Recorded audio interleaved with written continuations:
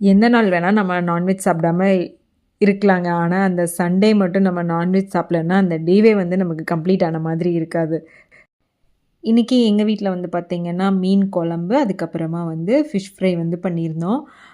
சுட சுட சாதத்தில் மீன் குழம்பு போட்டு அதுக்கப்புறமா ஃபிஷ் ஃப்ரை வச்சு சாப்பிட்டா செம்ம டேஸ்ட்டாக இருக்கும். அது சண்டே வந்து நான்வெஜ் சாப்பிட்டுட்டு மத்தியானமாக ஒரு குட்டி தூக்கம் போட்டோன்னா தான் வந்து அந்த சண்டேவே டேவே வந்து ஃபில் ஆன மாதிரி இருக்கும்.